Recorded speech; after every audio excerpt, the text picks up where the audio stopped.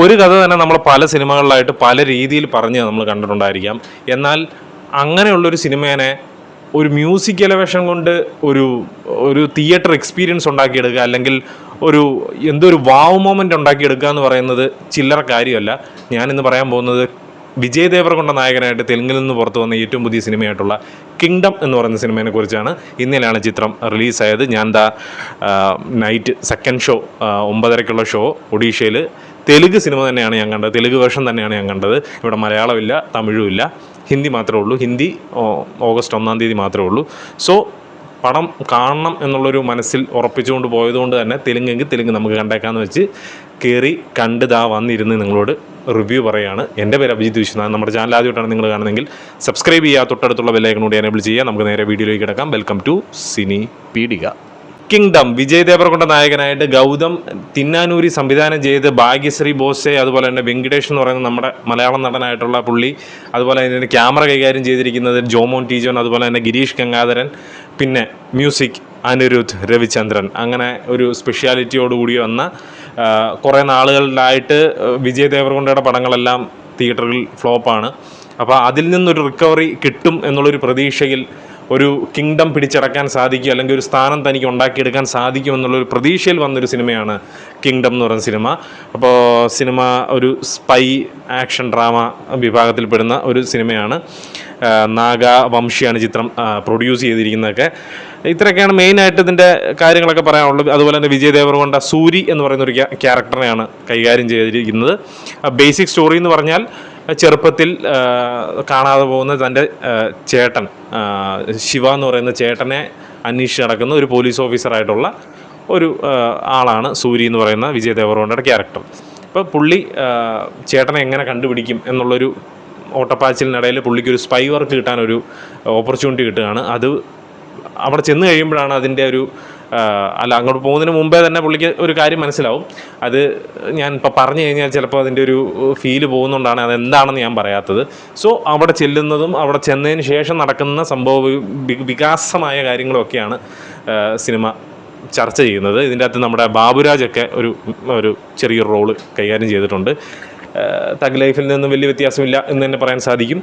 എന്നാലും പുള്ളി ഒരു റോളൊക്കെ ചെയ്തിട്ടുണ്ട്. അതുപോലെ തന്നെ ക്യാരക്ടറിസ്റ്റികൾ കടക്കുന്നതിന് മുമ്പേ പടം എങ്ങനെയുണ്ട് എന്നോട് ചോദിച്ചു കഴിഞ്ഞാൽ,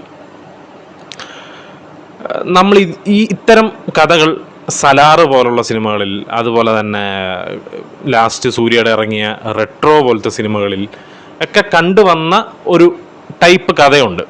അത് നമ്മൾ ഈ സിനിമകൾ മാത്രമല്ല അതിന് മുമ്പുള്ള സിനിമകളിലും ഒക്കെ കണ്ടിട്ടുണ്ട്. അപ്പം അത്തരത്തിലുള്ള സിനിമയുടെ അതേ സ്റ്റോറി ലൈനും പരിപാടിയും കാര്യങ്ങളൊക്കെ പിടിച്ചുകൊണ്ട് തന്നെ, എന്നാൽ തിയേറ്ററിൽ നമ്മളെ ഒരു ഹൈ മൊമെൻ്റ് ഉണ്ടാക്കിയെടുക്കുന്ന KGF പോലുള്ള സിനിമകൾ കാണുമ്പോൾ നമുക്കുണ്ടാകുന്നൊരു ഹൈ ഉണ്ടല്ലോ തിയേറ്ററിലിരിക്കുമ്പോൾ, അതുപോലുള്ള ഹൈ ഉണ്ടാക്കിയെടുക്കാനും ഒന്ന് ത്രില്ലടിപ്പിച്ചിരുത്താനും ഒക്കെ ഈ സിനിമയ്ക്ക് സാധിക്കുന്നത് ഇതിൻ്റെ ഒരു മ്യൂസിക് ഡിപ്പാർട്ട്മെൻറ്റ് കൊണ്ടാണെന്ന് ഒരു സംശയമില്ലാതെ പറയാൻ സാധിക്കും. ഞാനിരുന്ന് കണ്ടത് മൊത്തം തെലുങ്ക് ഓഡിയൻസിൻ്റെ കൂടെയാണ്. സിനിമ തീർന്നപ്പോൾ എൻ്റെ അടുത്തിരുന്ന് തെലുങ്ക് ഫ്രണ്ട് എന്നോട് പറഞ്ഞത്, എൻ്റെ ഫ്രണ്ടല്ല, ഞാൻ തിയേറ്ററിൽ വെച്ച് പരിചയപ്പെട്ടാണ്. പുള്ളി എന്നോട് പറഞ്ഞത് തന്നെ സിനിമ കുഴപ്പമില്ല, പക്ഷെ ബാക്ക്ഗ്രൗണ്ട് സ്കോർ സത്യമാണത്. സിനിമ തുടങ്ങി ഇൻ്റർവെൽ വരെ ഉള്ളൊരു പോക്കെന്ന് പറഞ്ഞു കഴിഞ്ഞാൽ ബാക്ക്ഗ്രൗണ്ട് സ്കോറിൻ്റെ അയ്യൊരു കളിയാണ്. പുള്ളി എന്തൊക്കെ വെറൈറ്റി ആണോ ചെയ്യാൻ പറ്റുക അത്രയും ചെയ്തിട്ടുണ്ട്. അത്ര ഹൈ ആക്കുന്നുണ്ട്. വളരെ സിമ്പിളായിട്ടൊരു സീനിനെയൊക്കെ ഭയങ്കരമായിട്ട് എലവേറ്റ് ചെയ്ത് അപ്പ് ചെയ്യുന്നുണ്ട്. മ്യൂസിക്കിന് ഇത്രയുമുള്ളൊരു കഴിവുണ്ടെന്ന് നമുക്ക് ഓൾറെഡി അറിയാം. പക്ഷേ അനിരുദ്ധ് ഈ സിനിമയിൽ പുള്ളി ആ ഓഡിയോ ലോഞ്ചിൽ പറഞ്ഞിരുന്നു, ഇതെൻ്റെയും കരിയറിലെ ഒരു ഭയങ്കര സംഭവമായിട്ടുള്ളൊരു സിനിമയായിരിക്കും. സത്യമാണ്. സിനിമ കഴിഞ്ഞ് ഇറങ്ങുമ്പോൾ മനസ്സിൽ നിൽക്കുന്നതും അനിരുദ്ധിൻ്റെ ബാക്ക്ഗ്രൗണ്ട് സ്കോർ തന്നെയാണ്. അതിൽ കൂടുതൽ എന്തെങ്കിലും ഉണ്ടോ എന്ന് ചോദിച്ചു കഴിഞ്ഞാൽ, ഒരു തവണ നമുക്ക് തിയേറ്ററിൽ പോയി കാണാൻ പറ്റിയ, വലിയ മോശം ഒന്നും പറയാനില്ലാത്ത ഒരു ഡീസൻറ്റ് സിനിമയാണ്. വിജയ് ദേവരകൊണ്ടയുടെ ഒരു ഡീസൻറ്റ് സിനിമയാണ്. ഡീസൻറ്റ് പെർഫോമൻസും കാണാൻ സാധിക്കുന്ന ഒരു ഡീസൻറ്റ് സിനിമയാണ് കിങ്ഡം എന്ന് പറയുന്ന സിനിമ. എൻ്റെ ഒരു റിക്വസ്റ്റ് ഉണ്ട്, നിങ്ങൾക്ക് തെലുങ്ക് അറിയാമെങ്കിൽ മാത്രം തെലുങ്ക് വെർഷൻ ഒറിജിനൽ വെർഷൻ പോയി കാണുക, അല്ലെങ്കിൽ നിങ്ങളുടെ ഡബ് വേർഷൻ തന്നെ കാണുക, മലയാളമോ തമിഴോ കാണുക. എനിക്ക് പറ്റിയ അബദ്ധം നിങ്ങളാരും ചെയ്യരുത്. കാരണം എനിക്ക് തെലുങ്ക് അറിയാം, കുറച്ചൊക്കെ പിടി കിട്ടും. പക്ഷേ ഒരു ഒരു ഗംഭീര ഡയലോഗൊക്കെ പറഞ്ഞിട്ട് അവരെല്ലാവരും കൈ അടിക്കുമ്പോൾ ഞാൻ എന്തായിരിക്കും ഇപ്പോൾ പറഞ്ഞത് എന്ന് പറഞ്ഞ ഒരു കൺഫ്യൂഷനിലാണ് ശരിക്കും പറഞ്ഞിരുന്നത്. ബട്ട് പടം എനിക്ക് ആസ്വദിക്കാൻ സാധിച്ചു. ബട്ട് കുറേ ഡയലോഗ്സുകൾ ഒരു പിടുത്തവും കിട്ടിയിട്ടില്ല. സോ ഞാൻ അന്നേരം ആലോചിച്ചത് മേഡം തമിഴെങ്കിലും വരുമായിരുന്നെങ്കിൽ നന്നായിരുന്നല്ലോ എന്ന്. ഹിന്ദി ഉണ്ടായിരുന്നു, ബട്ട് ഹിന്ദി പിറ്റേ ദിവസമാണ്. അപ്പോൾ നമുക്ക് ഒരു ദിവസം കൂടി കാത്തിരിക്കാനുള്ളൊരു ക്ഷമ നമുക്കില്ലാത്തതുകൊണ്ട് വേറെ ഓപ്ഷൻ ഇല്ല. പടത്തിലെ പോസിറ്റീവ്സിലേക്ക് കിടക്കുകയാണെന്നുണ്ടെങ്കിൽ ഒന്നാമത്തെ പോസിറ്റീവായിട്ട് പറയുന്നത് മ്യൂസിക് തന്നെയാണ്, വേറെ പറയേണ്ട ആവശ്യമില്ല. അനിരുദ്ധ് രവിചന്ദ്രൻ പൊളിച്ചു. സെക്കൻഡ് പോസിറ്റീവ് എന്ന് പറയുന്നത് ഇതിൻ്റെ ക്യാമറ വർക്കാണ്. ജോമോൻ ടി ജോൺ, അത് തന്നെ ഗിരീഷ് ഗംഗാധരൻ, നമ്മുടെ മലയാളികളായിട്ടുള്ളത്. അവർ രണ്ടുപേരും അവരുടെ ഡിപ്പാർട്ട്മെൻറ്റ് നല്ല വെടിപ്പായിട്ട് ചെയ്തിട്ടുണ്ട്, സൂപ്പറായിട്ട് ചെയ്തിട്ടുണ്ട്. അടുത്തൊരു പോസിറ്റീവ് എന്ന് പറയുന്നത് വിജയ് ദേവരകൊണ്ട, അതുപോലെ തന്നെ വെങ്കിടേഷ് വെങ്കി എന്ന് പറയുന്ന നമ്മുടെ സ്വന്തം മലയാളി നടനായിട്ടുള്ള വെങ്കിടേഷ്. പുള്ളി ഗംഭീരമായിട്ട് ചെയ്തിട്ടുണ്ടായിരുന്നു, ഒന്നും പറയാനില്ല. ഞാൻ കരുതി ഒരു സൈഡ് വില്ലനായിരിക്കും എന്നുള്ളൊരു പ്രതീക്ഷയിലിരിക്കുകയായിരുന്നു, ബട്ട് പുള്ളി കസറിയിട്ടുണ്ട്. ചില മൈന്യൂട്ട് സീനുകളിലൊക്കെ ഒരു പാനിങ് ഷോട്ടിലൊക്കെ പുള്ളിയുടെ ഒരു ബിഹേവിങ് ഉണ്ട്, ഒരു ആറ്റിറ്റ്യൂഡുണ്ട്. അത് പൊളിയായിരുന്നു. പൊളി എന്ന് പറഞ്ഞാൽ അയ്യൊരു പൊളിയായിരുന്നു. അല്ല, എനിക്ക് ഭയങ്കര ഫീൽ ചെയ്തു ആ ഒരു വില്ലനിസം, അല്ലെങ്കിൽ ആ ഒരു തൻ്റെ ഒരു ആറ്റിറ്റ്യൂഡ്, ആ സാധനം ഉണ്ടല്ലോ, അതെനിക്ക് ഫീൽ ചെയ്തു. ആ പുള്ളിയുടെ മുഖത്ത് ഇങ്ങനെ കാണാൻ സാധിക്കുന്നുണ്ടായിരുന്നു. സൂപ്പറായിട്ട് ചെയ്തും ബ്രോ, നിങ്ങൾ പൊളിച്ചു, ഒന്നും പറയാനില്ല. വിജയ് ദേവരകൊണ്ട കുറേ ഇപ്പം അടുത്തിറങ്ങിയ കുറേ സിനിമകൾ വെച്ച് നോക്കുമ്പോൾ ഗംഭീര പെർഫോമൻസ് കൊടുത്തിട്ടുണ്ട്. നല്ല രീതിയിൽ കുറേ ഇമോഷൻ സീനുകളൊക്കെ നല്ല രീതിയിൽ വർക്കൗട്ട് ആക്കിയിട്ടുണ്ട്. നല്ല രീതിയിൽ നമ്മളെ ഹിറ്റ് ചെയ്യുന്ന രീതിയിൽ അതിനെ ഡെലിവറി ചെയ്യാൻ പുള്ളിക്ക് സാധിച്ചിട്ടുണ്ട്. ആ ഒരു നിസ്സാവസ്ഥയും ഇപ്പം കാര്യങ്ങളൊക്കെ പുള്ളി കാണിക്കുമ്പോൾ തന്നെ, അതുപോലെ തന്നെ ബോഡി ട്രാൻസ്ഫോർമേഷനും അത്യാവശ്യം നല്ല രീതിയിൽ ചെയ്തിട്ടുണ്ട്. സിനിമ തുടങ്ങുന്ന സമയത്ത് ഭയങ്കര മെലിഞ്ഞിട്ടും പിന്നീട് നല്ല ഫിറ്റ് ആൻഡ് ഒരു കുറച്ചൊന്ന് ചീർത്ത ആളായിട്ടുമൊക്കെ നിൽക്കുന്നുണ്ട്. നല്ല രീതിയിൽ ആ ഒരു ഡിഫറൻസും ഒക്കെ നമുക്ക് നല്ല രീതിയിൽ ഫീൽ ചെയ്യുന്നുണ്ടായിരുന്നു. സൂപ്പറായിട്ട് പുള്ളിയുടെ റോള് നല്ല ക്ലീൻ ആയിട്ട് ചെയ്തിട്ടുണ്ടായിരുന്നു. അതുപോലെ ഭാഗ്യശ്രീ ബോസെ കുറച്ച് സീനുകളും കാര്യങ്ങളൊക്കെ ഉള്ളൂ. നമ്മൾ ഒരു യൂട്യൂബിൽ ഒരു പാട്ടൊക്കെ റിലീസായിരുന്നു, ആ പാട്ടേ സിനിമയിലില്ല.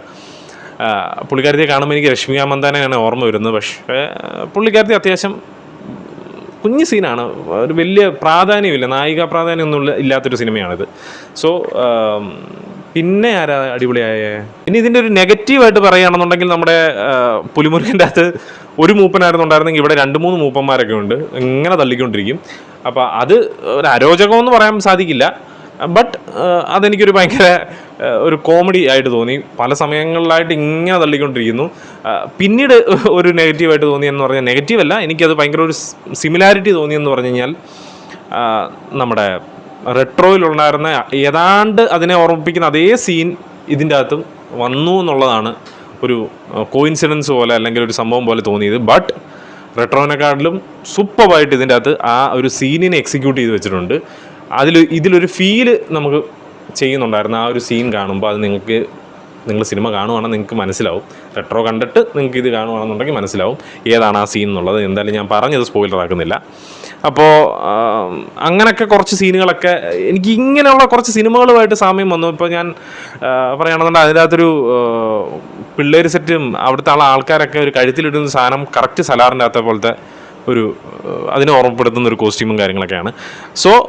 അങ്ങനെ അതിൻ്റെ ഒരു സ്റ്റോറി ലൈന്, അതുപോലെ തന്നെ റെട്രോയുടെ ഒരു സ്റ്റോറി ലൈന്, ഒരു ടെറിട്ടറി കാര്യങ്ങൾ, ഇതൊക്കെ ഭയങ്കരമായിട്ട് ഇതിൻ്റെ അത് ഹിറ്റ് ചെയ്യുന്നുണ്ടായിരുന്നെങ്കിൽ കൂടി അത്യാവശ്യം കുഴപ്പമില്ലാത്ത രീതിയിൽ ഒരു സ്പൈ കഥ പറയാൻ അവർ ശ്രമിച്ചിട്ടുണ്ട്. അത് നല്ല രീതിയിൽ ഡെലിവർ ആയിട്ടുണ്ട്. ഇനി ഇതിനൊരു സെക്കൻഡ് പാർട്ടും കൂടി ഉണ്ട് എന്നുള്ള രീതിയിലാണ് നിർത്തിയിരിക്കുന്നത്. അത് ഏതാണ് ആ സ്റ്റാറെന്ന് കാണിക്കുന്നില്ല, ബസ് ഒരു നിഴൽ പോലെ ഒരാളെ കാണിച്ച് വിടുന്നു മാത്രമേ ഉള്ളൂ. അപ്പോൾ ഇത്രയൊക്കെയാണ് മെയിനായിട്ട് എനിക്ക് പറയാനുള്ളത്. ഇനി കിടന്ന് ഉറങ്ങണം, എനിക്ക് നാളെ ജോലിക്ക് പോകാനുള്ളതാണ്. സോ നിങ്ങൾ ഈ സിനിമ കണ്ടിട്ടുണ്ട് എന്നുണ്ടെങ്കിൽ നിങ്ങളുടെ അഭിപ്രായം എന്താണെന്നുള്ളത് കമൻറ്റ് ബോക്സിൽ രേഖപ്പെടുത്തുക. എൻ്റെ അഭിപ്രായമാണ് ഞാനിപ്പോൾ നിങ്ങളോട് പറഞ്ഞത്. നിങ്ങളുടെ അഭിപ്രായം എന്താണെന്നുള്ളത് നിങ്ങൾ പറഞ്ഞു തരിക. അപ്പോൾ അടുത്ത വീഡിയോ ആയിട്ട് കാണുന്നവരെ പീസ് ഔട്ട്.